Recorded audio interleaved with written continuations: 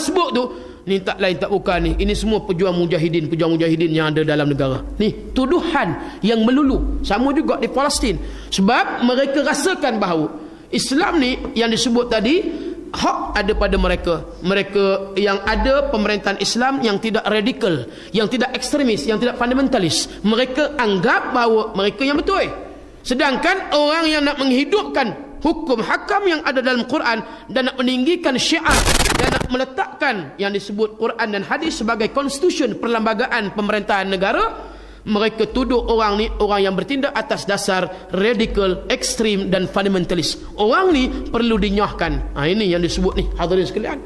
Boleh mereka label dan copkan dalam keadaan yang macam tu.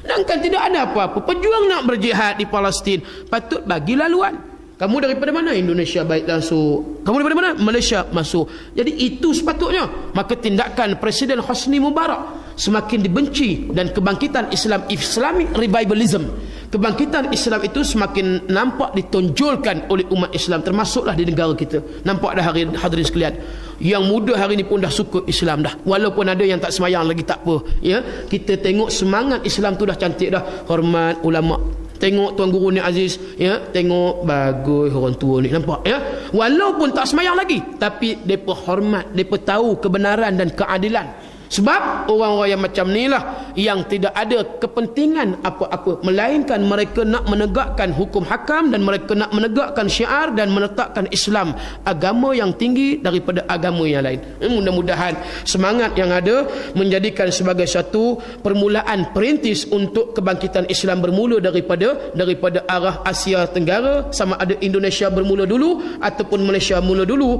maka insya-Allah mudah-mudahan akan merebak ke seluruh dunia. Baik, kita sambung sikit lagi. Apa yang disebut di sebelah itu, kemudian Ya'juj dan Ma'juj pula adalah dua bangsa daripada keturunan daripada Nabi Adam alaihissalam yang dahulunya banyak membuat kerosakan di permukaan bumi ini. Lalu batas daerah dan kediaman mereka ditutup oleh Zulkarnain dan pengikut-pengikutnya dengan campuran besi dan tembaga, maka dengan itu mereka tidak dapat keluar sehinggalah hampir tibanya pada hari kiamat. Nah, ini di antara tanda besar kiamat berlaku. Cerita tentang Ya'juj wa Ma'juj ini dirakamkan oleh Allah di dalam surah Al-Anbiya ayat 96. Kita boleh tengok tafsirnya. Apa yang disebut yang pertamanya itu ialah hatta idza futihat Ya'juj wa Ma'juj wa hum min kulli hadabi yansilun. Hingga apabila dibukakan, yakni tembok ataupun dinding Ya'juj dan Ma'juj, lalu mereka turun daripada tempat yang tinggi. Seluruh tempat-tempat yang tinggi itu mereka turun dalam keadaan yang cepat. Ini disebut di dalam surah Al-Anbiya ayat yang ke-96. Ya'juj dan Ma'juj ini keturunan daripada keturunan Nabi Adam alaihissalam, dan pendapat menyatakan keduanya mereka daripada keturunan anak Nabi Nuh alaihissalam yang bernama Yafat Nabi Nuh. Yafat bin Nuh anak Nabi Nuh. Maka keturunan Ya'juj wa Ma'juj ini keturunan anak Nabi Nuh alaihissalam. Kan kita tahu anak Nabi Nuh tak mentaati Allah dan tak mentaati Rasul bapa sendiri. Mereka derhaka, mereka cuai, mereka lalai, mereka langsung tidak menunjukkan kepatuhan kepada bapa walaupun bapa Rasul. Ini yang dikatakan anak Nabi Nuh. Jadi dua keturunan Yafat bin Nuh, Ya'juj satu, kemudian Ma'juj. Lalu Allah rakamkan di dalam surah Al-Kahfi ayat 94 menunjukkan keadaan mereka yang disebutkan tadi. Qalu ya Dzulqarnain in Ya'juj wa Ma'juj mufsiduna fil ardi fahal naj'alu laka kharajan ala an taj'ala bainana wa bainahum sadda.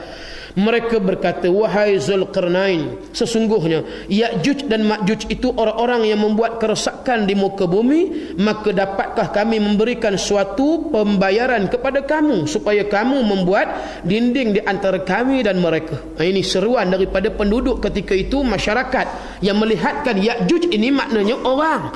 Bukan Ma'juj ini macam Dracula dah. Dia bukan macam King Kong dah.